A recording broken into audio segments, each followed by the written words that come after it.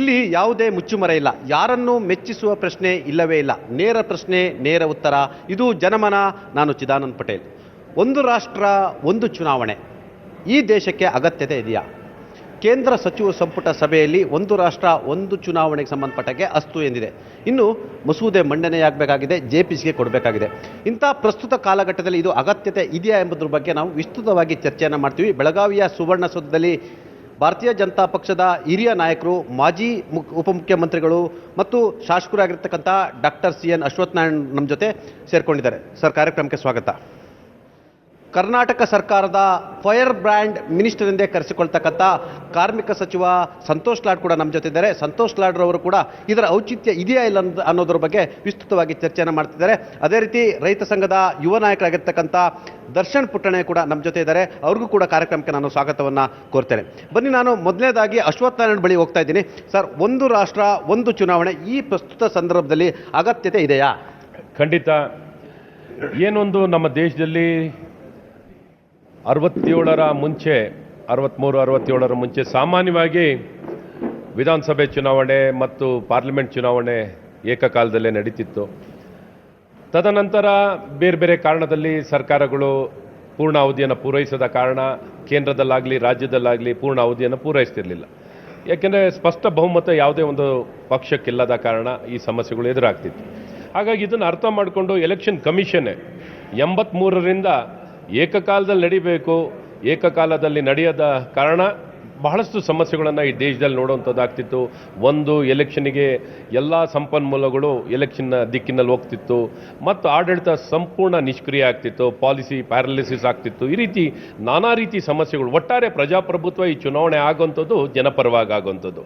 ಒಳ್ಳೆ ಆಡಳಿತ ಕೊಡಬೇಕು, ನಿರ್ವಹಣೆ ಆಗಬೇಕು, ಜನರಿಗೆ ಸಮಸ್ಯೆ ಆಗಬಾರ್ದು, ಯಾವಾಗಲೂ ಚುನಾವಣೆ ನಡೀತಾನೆ ಹೋಗಬಾರ್ದು. ಅದರಿಂದ ಸಮಾಜಕ್ಕೆ ಸಾಕಷ್ಟು ಅನಾನುಕೂಲ ಆಗ್ತಿತ್ತು. ಇದನ್ನು ಅರಿತುಕೊಂಡು ಏಕಕಾಲದಲ್ಲಿ ಚುನಾವಣೆ ನಡೀಬೇಕು ಅನ್ನುವಂಥದ್ದು ಇಡೀ ವ್ಯವಸ್ಥೆಯ ಒಂದು ನಿಲುವು ಮತ್ತು ಒಂದು ಆ ದಿಕ್ಕಿನಲ್ಲಿ ಆಲೋಚನೆ ಇತ್ತು. ಇದನ್ನು ಭಾಳ ಸ್ಪಷ್ಟವಾಗಿ ಅರ್ಥ ಮಾಡ್ಕೊಂಡಂಥವ್ರು ನಮ್ಮೆಲ್ಲರ ನೆಚ್ಚಿನ ಪ್ರಧಾನಮಂತ್ರಿಗಳಾದಂಥ ನರೇಂದ್ರ ಮೋದಿಯವರು, ಇತರರು ಎಲ್ಲರೂ ಹಲವಾರು ಈ ಸಮಾಜದ ದೇಶದ ಬಗ್ಗೆ ಕಾಳಜಿದ್ದಂಥ ಪ್ರತಿಯೊಬ್ಬ ವ್ಯಕ್ತಿನೂ ಇದನ್ನು ಅರ್ಥ ಮಾಡಿಕೊಂಡು ಒನ್ ನೇಷನ್ ಒನ್ ಎಲೆಕ್ಷನ್ ಆಗಬೇಕು ಅನ್ನೋದಕ್ಕೆ ಸಾಕಷ್ಟು ಈಗ ನಮ್ಮ ಭಾರತೀಯ ಜನತಾ ಪಾರ್ಟಿ ಅಧಿಕಾರಕ್ಕೆ ಬಂದ ಕಳೆದ 10 ವರ್ಷದಿಂದ ಈ ವಿಚಾರವನ್ನು ಬಾರಿನೂ ಸಮಾಜದಲ್ಲಿ ಚರ್ಚೆ ಮಾಡಿ ಪ್ರಸ್ತಾವನೆಯನ್ನು ಮಾಡುವಂಥದ್ದಾಗ್ತಿದೆ. 4ನೇ ಬಾರಿ ತಾವು ಅಧಿಕಾರ ಹಿಡಿಲಿಕ್ಕಾಗಿ ಈ ಒಂದು ಇಶ್ಯೂನ ಇಟ್ಕೊಂಡು ಆ ಮುಖಾಂತರ ಪ್ರಜಾಪ್ರಭುತ್ವ ರಾಷ್ಟ್ರದಲ್ಲಿ ಎಲ್ಲ ಒಂದು ಕಡೆ ಭಾರತೀಯ ಜನತಾ ಪಕ್ಷ ಮತ್ತೆ ಅಧಿಕಾರ ಹಿಡಿಲಿಕ್ಕೆ ಮಾಡಿರ್ತಕ್ಕಂಥ ಒಂದು ಸ್ಟ್ರಾಟಜಿನ? ಖಂಡಿತ ಇಲ್ಲ, ಖಂಡಿತ. ನೋಡಿ, ಆಶೀರ್ವಾದ ಮಾಡಿ ಮತ್ತೊಮ್ಮೆ 4ನೇ ಬಾರಿಗೆ ಅಧಿಕಾರಕ್ಕೆ ಬರೋದು ಬರಬೇಕು ಅನ್ನೋಂಥದ್ದೇ ನಮ್ಮೆಲ್ಲರ ರಾಜಕೀಯ ಪಕ್ಷದ ಉದ್ದೇಶ ಆಗಿರ್ತದೆ, ಸದುದ್ದೇಶ. ಆದರೆ ಒನ್ ನೇಷನ್ ಒನ್ ಎಲೆಕ್ಷನ್ ಮಾಡೋ ಮೂಲಕನೇ ಅಧಿಕಾರಕ್ಕೆ ಬರ್ತೀವಿ ಅಂತ ಅಲ್ಲ. ಇದೊಂದು ಪ್ರಕ್ರಿಯೆ. ನಾವು ಇಡೀ ವಿಶ್ವದ ಜೊತೆ ಇವತ್ತು ಭಾರತದಲ್ಲಿ ಕೇವಲ ನಮ್ಮ ಸ್ಪರ್ಧೆ ಅಂತಲ್ಲ, ಇಡೀ ವಿಶ್ವದ ಜೊತೆಯಲ್ಲಿ ಸ್ಪರ್ಧೆ ಮಾಡ್ತಾಯಿದ್ದೀವಿ. ಇಡೀ ವಿಶ್ವದ ಜೊತೆಯಲ್ಲಿ ನಾವು ಸ್ಪರ್ಧೆ ಮಾಡ್ತಿರ್ಬೇಕಾದ್ರೆ ನಾವು ಎಷ್ಟು ಮಟ್ಟಿಗೆ ಸಜ್ಜಾಗಿರಬೇಕು, ತಯಾರಾಗಬೇಕಾಗಿದೆ. ಹಾಗಾಗಿ ಇಡೀ ವಿಶ್ವ ಶಕ್ತಿಗಳ ಜೊತೆ ನಾವು ಸರಿಸಾಟಿಯಾಗಿ ಒಂದು ದೊಡ್ಡ ಶಕ್ತಿಯಾಗಿ ಬೆಳಿಬೇಕಾಗುತ್ತೆ. ನಾನು ಕಾಂಗ್ರೆಸ್ ಅನ್ನು ಕೇಳ್ತೀನಿ, ಯಾಕಂತೇಳಿದ್ರೆ ಕಾಂಗ್ರೆಸ್ ಇದನ್ನು ವಿರೋಧ ವ್ಯಕ್ತಪಡಿಸಿರ್ತಕ್ಕಂಥದ್ದು. ನೆಹರು ಕೂಡ ಒಂದು ರಾಷ್ಟ್ರ ಒಂದು ಚುನಾವಣೆಗೆ ಒಂದಷ್ಟು ಇಂಟ್ರೆಸ್ಟನ್ನು ವ್ಯಕ್ತಪಡಿಸಿದ್ರು. ಇದೀಗ ಅದೇ ಕಾಂಗ್ರೆಸ್ ಈಗ ವಿರೋಧವನ್ನು ವ್ಯಕ್ತಪಡಿಸಲಿಕ್ಕೆ ಮುಂದಾಗಿರ್ತಕ್ಕಂಥದ್ದು. ನಮ್ಮ ಜೊತೆ ಸಂತೋಷ್ ಲಾಡ್ರವರಿದ್ದಾರೆ. ಸಂತೋಷ್ ಲಾಡ್ರವರೇ, ಒಂದು ರಾಷ್ಟ್ರ ಒಂದು ಚುನಾವಣೆ ಕಾಂಗ್ರೆಸ್ಗೆ ಏನಾದರೂ ಇದು ಮುಳುವಾಗುತ್ತಾ? ಕಾಂಗ್ರೆಸ್ಗೆ ಮುಳುವಾಗ್ತಕ್ಕಂಥದ್ದಲ್ಲ.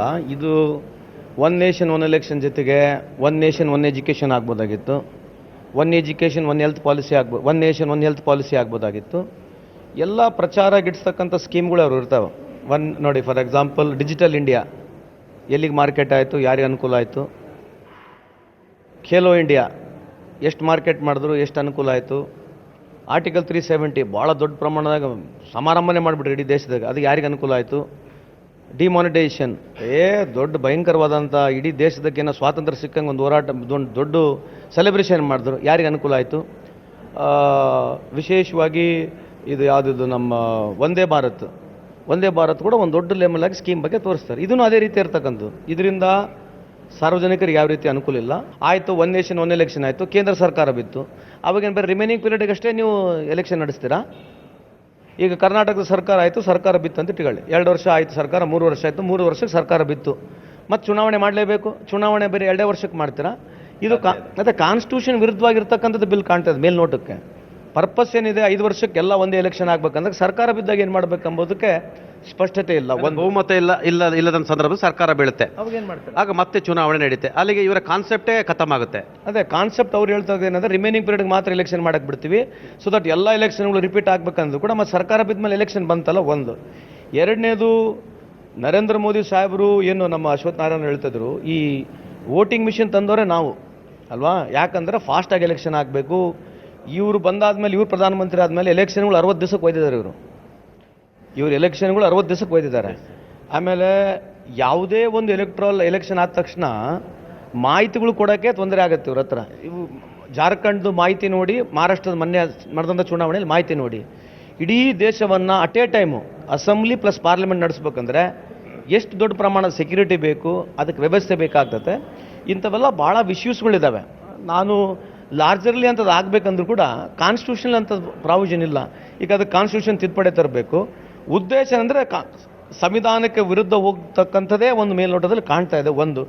ಇದರಿಂದ ಏನು ಭಾಳ ದೊಡ್ಡ ನಷ್ಟ ಇಲ್ಲ, ಏನು ಆರ್ಥಿಕ ಪರಿಸ್ಥಿತಿಗೆ ಏನು ಭಾಳ ದೊಡ್ಡ ನಷ್ಟ ಇಲ್ಲ. ಯಾವ ಸ್ಟೇಟ್ಗಳು ಬೀಳ್ತಾವೆ ಆ ಸ್ಟೇಟಲ್ಲಿ ಎಲೆಕ್ಷನ್ಗಳು ಆಗ್ತಾನೆ ಇರ್ತವೆ, ಬಟ್ ಇದರಿಂದ ಏನು ಭಾಳ ದೊಡ್ಡ ನಷ್ಟ ಇಲ್ಲ. ಆದರೆ ಇದು ಒಂದು ಪ್ರಚಾರ ಗಿಡಿಸ್ತಕ್ಕಂಥದ್ದು ಒಂದು ದೊಡ್ಡ ಪ್ರಮಾಣದ ಏನೋ ಆಧುನಿಕತೆ ಆಗಿಬಿಟ್ಟಿದೆ. ಇದರಿಂದ ಭಾಳ ದೊಡ್ಡ ಬದಲಾವಣೆ ಆಗ್ಬಿಡುತ್ತೆ ನಮ್ಮ ದೇಶಕ್ಕೆ ಅಂತಕ್ಕಂಥದ್ದು ಪ್ರತಿಬಿಂಬ ಚಾಲು ಆಗುತ್ತೆ. ಇನ್ಮೇಲಿಂದ ಈ ಡಿಬೇಟ್ ಒನ್ ನೇಷನ್, ಆ ಎಲೆಕ್ಷನ್ ಟೈಮ್ ಬಂದಿತ್ತಲ್ಲ, ಭಾರತ್ ಇಂಡಿಯಾ, ಅದು ಒಂದು ದೊಡ್ಡ ಏನೋ ಆಂದೋಲನ ಆಗ್ಬಿಡುತ್ತೆ. ಅದರಿಂದ ಏನು ಲಾಭ ಆಯಿತು? ಭಾರತಗಳಿತ್ತು, ಇಂಡಿಯಾಗಳಿತ್ತು. ಈ ಥರದ್ದು ಕಾನ್ಸೆಪ್ಟನ್ನ ಭಾಳ ದೊಡ್ಡ ಪ್ರಮಾಣದಾಗ ಮಾರ್ಕೆಟಿಂಗ್ ಮಾಡ್ಕೊಂತಾರೆ. So where open for it. If you ask me heart of heart ಆಗ್ಬೇಕಂಬುದು ಮೇಲ್ನೋಟಕ್ಕೆ ಕಾಣುತ್ತೆ, ಬಟ್ ಅದು ಸಂವಿಧಾನಕ್ಕೆ ವಿರುದ್ಧವಾಗಿರ್ತಕ್ಕಂಥ ನನ್ನ ಅಭಿಪ್ರಾಯ. ಎಸ್, ಇದು ಸಂವಿಧಾನಕ್ಕೆ ವಿರುದ್ಧ ಒಂದು ಮೂಲಭೂತ ಪ್ರಶ್ನೆಯನ್ನು ಎತ್ತಿದ್ರು. ಒಂದು ವೇಳೆ ಬಹುಮತ ಇಲ್ಲದೆ ಸರ್ಕಾರ ಬಿದ್ದ ಸಂದರ್ಭದಲ್ಲಿ ಮತ್ತೆ ಚುನಾವಣೆ ನಡೀಲೇಬೇಕಾಗುತ್ತೆ.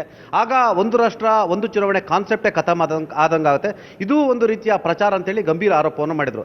ಬಹಳಷ್ಟು ಸಾಂವಿಧಾನಿಕ ಸಮಸ್ಯೆಗಳು ಇದರಲ್ಲಿ ಇದೆ ಅಂತಲೇ ಹೇಳಲಾಗ್ತದೆ. ಸುಮಾರು 5ಕ್ಕೂ ಹೆಚ್ಚು ತಿದ್ದುಪಡಿ ಕೂಡ ಆಗಬೇಕಾಗಿರ್ತಕ್ಕಂಥದ್ದು. ಹಾಗಾಗಿ ಇದು ಎಲ್ಲ ಒಂದು ಕಡೆ ಮತ್ತೊಂದು ಗಿಮಿಕ್ ಅಂತ ನೀವು ಹೇಳ್ತಿರ್ತಕ್ಕಂಥದ್ದು. ಈಗ ದರ್ಶನ್ ಪುಟ್ಟಣ್ಣಯ್ಯರಿದ್ದಾರೆ, ಬಹುಶಃ ಒಂದು ರಾಷ್ಟ್ರ ಒಂದು ಚುನಾವಣೆ ಅಂತ ಬಂದರೆ ಪ್ರಾದೇಶಿಕ ಪಕ್ಷಗಳಿಗೆ ಉಳಿಗಾಲಿಲ್ಲ ಅಂತೇಳಿ ಈಗಾಗಲೇ ರಾಜಕೀಯ ವಿಶ್ಲೇಷಕರು, ಪಂಡಿತರು ಹೇಳ್ತಿರ್ತಕ್ಕಂಥದ್ದು. ಇದು ರಾಷ್ಟ್ರೀಯ ಪಕ್ಷಗಳ ನಡುವಿನ ನೇರ ಹಣಾಹಣಿ ಆಗುತ್ತೆ ವಿನಃ ಪ್ರಾದೇಶಿಕ ಪಕ್ಷಗಳು ಎಲ್ಲ ಒಂದು ಕಡೆ ತಾವು ಈ ಚುನಾವಣೆಯಲ್ಲಿ ಅವರು ಎಲ್ಲ ಒಂದು ಕಡೆ ಲೋಕಸಭೆ ಅಂತ ಚುನಾವಣೆಗಳಲ್ಲಿ ಅವರಿಗೆ ಪೈಪೋಟಿ ಮಾಡಲಿಕ್ಕೆ ಸಾಧ್ಯ ಇಲ್ಲ ಎಂಬ ಚರ್ಚೆ ಕೂಡ ಆರಂಭ ಆಗಿರ್ತಕ್ಕಂಥದ್ದು.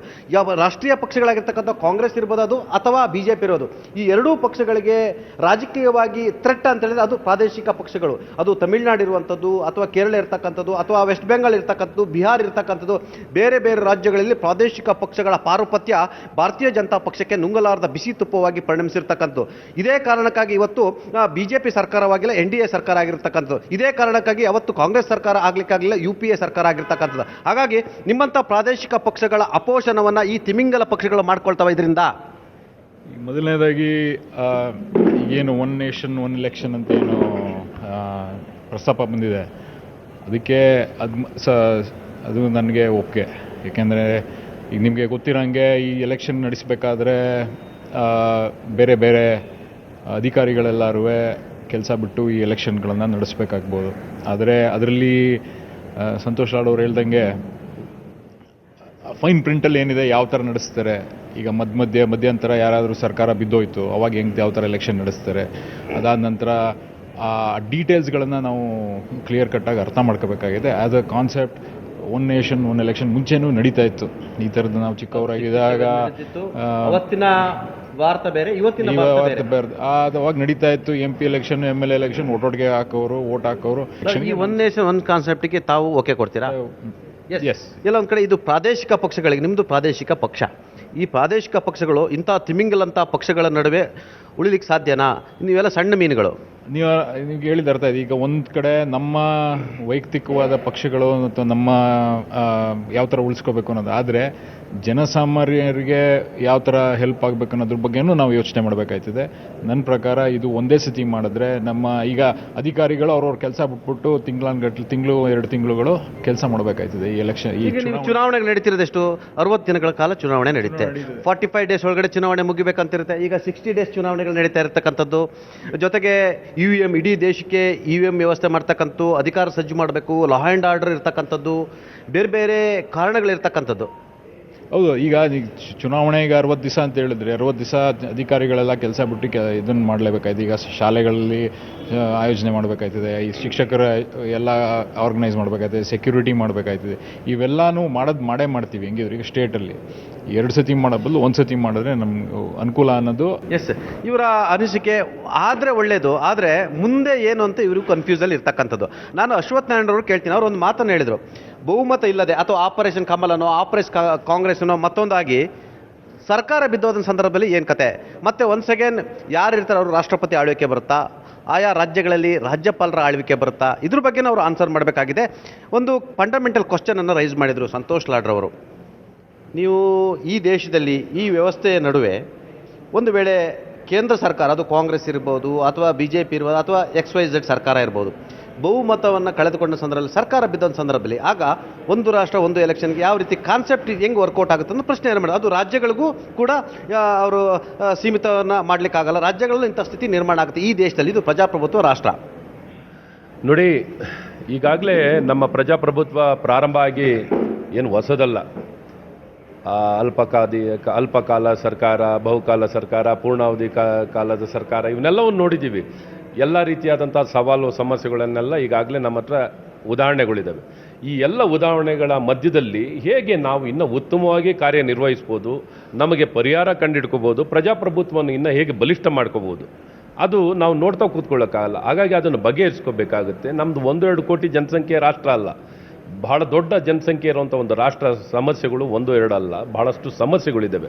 ಬರೀ ರಾಜಕೀಯವಾಗಿ ನಮ್ಮ ಸ್ವಾರ್ಥ, ನಮ್ಮ ಸಮಸ್ಯೆಗಳು ನೋಡೋದಲ್ಲ, ಜನಪರವಾಗಿ ಏನನ್ನು ಮಾಡಿದ್ರೆ ಒಳ್ಳೆಯದು. ನೋಡಿ, ಕೋಡ್ ಆಫ್ ಕಂಡಕ್ಟು ತಿಂಗ್ಳುಗಟ್ಟಲೆ ಹೊಟ್ಟೋಗುತ್ತೆ, ಅಥವಾ ಚುನಾವಣೆಗಳು ತಿಂಗ್ಳುಗಟ್ಟಲೆ ಹೋಗ್ತಿರುತ್ತೆ, ಮತ್ತು ಯಾವ ಕೆಲಸಗಳು ಆಗದೇನೆ 1 ವರ್ಷ ಮುಂಚೆನೇ ಕೆಲಸಗಳು ನಿಂತೋಯ್ತವೆ. ಸೊ ಈ ರೀತಿ ಎಲ್ಲವೂ ಅಧಿಕಾರಿಗಳು ಅಷ್ಟೇ, ಯಾವ ಸರ್ಕಾರ ಹೋಗುತ್ತೆ ಯಾವ ಬರುತ್ತೆ ಅನ್ನೋದು 1 ವರ್ಷದ ಮುಂಚೆನೇ ಎಲ್ಲ ನಿಷ್ಕ್ರಿಯ ಆಗೋಕ್ಕೆ ಸ್ಟಾರ್ಟ್ ಆಗುತ್ತೆ. ಸೊ ಇವೆಲ್ಲ ಮಧ್ಯದಲ್ಲಿ ತುಂಬ ಸಮಸ್ಯೆಗಳು ಉದ್ಭವ ಆಗುತ್ತೆ. ಈಗೇನು ಸರ್ಕಾರ ಅಲ್ಪಾವಧಿ ಇರ್ತದೆ, ಈ ಉಳಿದ ಕಾಲಕ್ಕೆ ಚುನಾವಣೆ ಆಗಬೇಕೋ, ಇನ್ನೊಂದು ಆಗಬೇಕೋ, ಏನಾಗಬೇಕು ಅನ್ನೋಂಥ ಹಲವಾರು ರೀತಿಯಾದಂಥ ಪರಿಹಾರಗಳು ಚರ್ಚೆ ಆಗುತ್ತೆ. ಏನು ಅದಕ್ಕೇನು ಆಲ್ಟರ್ನೇಟಿವ್ ಸೊಲ್ಯೂಷನ್ ಈಗ ಒಂದು ರಾಷ್ಟ್ರ ಒಂದು ಚುನಾವಣೆ ಅಂದರೆ ಏನರ್ಥ? ಇಡೀ ದೇಶದಿಂದ ಒಂದೇ ಸರಿ ಚುನಾವಣೆ ಮಾಡುವಂಥದ್ದು, ರಾಜ್ಯ ಸರ್ಕಾರ ಕೇಂದ್ರ ಸರ್ಕಾರ ಆಯ್ಕೆ ಮಾಡುವಂಥದ್ದು. ಕೇಂದ್ರ ಸರ್ಕಾರ ಒಂದು ವೇಳೆ ಇಡೀ ಸರ್ಕಾರದ ಸಂದರ್ಭದಲ್ಲಿ ತನ್ನ ಬಹುಮತವನ್ನು ಕಳೆದುಕೊಂಡ ಸಂದರ್ಭದಲ್ಲಿ ಸರ್ಕಾರ ಬಿದ್ದೋಗುತ್ತೆ. ಆಗ ಮತ್ತೆ ನಿಮ್ಮ ಕಾನ್ಸೆಪ್ಟಿಗೆ ಏನು ಅರ್ಥ ಬಂತು? ಯಾಕಂತ ಹೇಳಿದ್ರೆ ನಾವು ಎಲ್ಲವನ್ನೂ ಚರ್ಚೆ ಮಾಡಬೇಕು, ಒಂದು ಸೈಡ್ ಮಾಡೋಕ್ಕೆ ಬರಲ್ಲ. ಇಂಥ ಸಂದರ್ಭದಲ್ಲಿ ಏನು, ಅದು ರಾಷ್ಟ್ರಪತಿ ಆಳ್ವಿಕೆ ಮಾಡಬೇಕಾ, ರಾಜ್ಯಪಾಲರ ಆಳ್ವಿಕೆಗಳ ಆಯಾ ರಾಜ್ಯಗಳಲ್ಲಿ ಮಾಡಬೇಕಾ? ಹಾಗಾದರೆ ಪ್ರಜಾಪ್ರಭುತ್ವ ವ್ಯವಸ್ಥೆಗೆ ಮೌಲ್ಯ ಎಲ್ಲಿ ಬಂತು? ನಿಮ್ಮ ಚುನಾವಣೆ ಕಾನ್ಸೆಪ್ಟೇ ಒಟ್ಟೋದಂತಾಗುತ್ತಲ್ಲ. ಎಲ್ಲ ಒಂದು ಕಡೆ ಇದ್ರ ಹಿಂದೆ ಬೇರೆ ಬೇರೆ ಏನಾದರೂ ತಂತ್ರಗಾರಿಕೆ ಇದೆಯಾ ಅಂತ ನಾನು ಕ್ವಶನ್ ಮಾಡ್ತೀನಿ. ಭಾರತೀಯ ಜನತಾ ಪಕ್ಷಕ್ಕೆ ಅನುಕೂಲ ಆಗುವಂಥ ಅಜೆಂಡಾ ಇದೆಯಾ? ಅವ್ರು ಹೇಳಿದರು ಡಿಜಿಟಲ್ ಇಂಡಿಯಾ ಹೇಳಿದರು, ಮೇಕ್ ಇನ್ ಇಂಡಿಯಾ ಹೇಳಿದರು, ಆಯಿತಾ, ಡಿಮಾನಿಟೇಷನ್ ವಿಚಾರವನ್ನು ಪ್ರಸ್ತಾಪ ಮಾಡಿದರು, ಎಲ್ಲವೂ ಕೂಡ ಫೇಲ್ಯೂರ್ ಅಂತ ಹೇಳಿದರು. ಆ ಮುಖಾಂತರ ಇಂಡಿಯಾ ವರ್ಸಸ್ ಭಾರತ್ ಅನ್ನೋದು ಇಶ್ಯೂ ತಂದರು ಅಂತ ಹೇಳಿದರು. ಆ ಮುಖಾಂತರ ಇದು ಒಂದು ನೆಕ್ಸ್ಟ್ ಅಜೆಂಡಾ, ನಿಮ್ಮ ಹತ್ರ ಏನೂ ಇಲ್ಲ ಅಜೆಂಡಾ, ಹಾಗಾಗಿ ಇದೊಂದು ಅಜೆಂಡಾ ಅನ್ನೋ ರೀತಿಯಲ್ಲಿ ಸಂತೋಷ್ ಲಾಡ್ ಹೇಳಿದ್ರು. ಇದನ್ನು ನೀವು ಯಾವ ರೀತಿ ಡಿಪೆಂಡ್ ಮಾಡ್ಕೊಳ್ತೀರಾ ಭಾರತೀಯ ಜನತಾ ಪಕ್ಷದ ನಾಯಕರಾಗಿ? ನೋಡಿ, ಇದೊಂದು ಪ್ರಕ್ರಿಯೆ ಅನ್ನುವಂಥದ್ದು, ಇದು ಯಾವುದೋ ಒಂದು ಚುನಾವಣೆಗೆ ನೋಡಿ ಜನಕ್ಕೇನು ಮತದಾನ ಮಾಡಲಿಕ್ಕೆ ಅವಕಾಶ ಆಗ್ತಿರೋವಂಥದ್ದು ಏಕಕಾಲದಲ್ಲಿ. ಇಂಥವು ಏನೇನು ಅಲ್ಪಕಾಲದಲ್ಲಿ ಏನಾರ ಚುನಾವಣೆ ಬಂದರೆ ವ್ಯತ್ಯಾಸಗಳು ಬಂದು ಸರ್ಕಾರಗಳು ಬಿದ್ದೋದ್ರೆ ಏನು ಅಂತ, ಅದಕ್ಕೆಲ್ಲ 108 ಪರಿಹಾರಗಳಿದ್ದಾವೆ.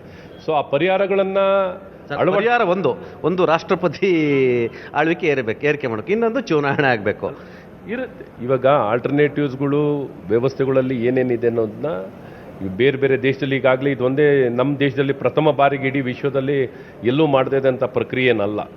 ಇದು ಆಲ್ರೆಡಿ ಟ್ರೈಡ್ ಆ್ಯಂಡ್ ಟೆಸ್ಟೆಡ್ ಬಹಳಷ್ಟು ದೇಶದಲ್ಲಿ ಇದಾಗಲೇ ಪ್ರಕ್ರಿಯೆ ಇರೋವಂಥದ್ದಿದೆ. ಇದು ಆಲ್ರೆಡಿ ಅವರು ನಡೆಸ್ತಾ ಇದ್ದಾರೆ, ಮಾಡಿ ಯಶಸ್ವಿಯಾಗಿರುವಂಥದ್ದಿದೆ. ಇದನ್ನು ನಮ್ಮಲ್ಲೂ ಹೇಗೆ ಅಳವಡಿಸ್ಕೋಬೋದು ಅನ್ನೋಂಥ ವಿಚಾರಗಳನ್ನು ಇವತ್ತು ಮುಂದಿಟ್ಟು ಇದಕ್ಕೆ ಬೇಕಾಗಿರುವಂಥ ಹಲವಾರು ತಯಾರಿಗಳು ಆಗಿರುವಂಥದ್ದಿದೆ. ಈ ತಯಾರಿಗಳ ಜೊತೆಯಲ್ಲೇ ಇವತ್ತು ಇಡೀ ದೇಶದಲ್ಲಿ ಇವತ್ತು ಡಿಜಿಟಲ್ ಇಂಡಿಯಾ ಮಾತಾಡೋದು, ಇವತ್ತು ಈ ಪ್ರಕ್ರಿಯೆ ಜೊತೆ ಒನ್ ನೇಷನ್ ಒನ್ ಎಲೆಕ್ಷನ್ ವಿಚಾರ ಮಾತಾಡಿದ್ದೀವಿ. ಡಿಜಿಟಲ್ ಇಂಡಿಯಾ ಇವತ್ತು ಹೇಗೆ ಎನರ್ಜಿನ ಗ್ಯಾಲ್ವನೈಸ್ ಆಗಿದೆ ಇವತ್ತು ಇಡೀ ಭಾರತದಲ್ಲಿ. ಒಂದು ಕುಗ್ರಾಮದಲ್ಲಿರುವಂಥ ಒಬ್ಬ ವ್ಯಕ್ತಿಗೂ ಯಾವ ರೀತಿ ತನ್ನ ಬೆರಳಿನ ತುದಿಯಲ್ಲಿ ಇವತ್ತು ಸೇವೆಗಳು ಸಿಗಲಿಕ್ಕೆ ಸಾಧ್ಯ ಆಗಿದೆ.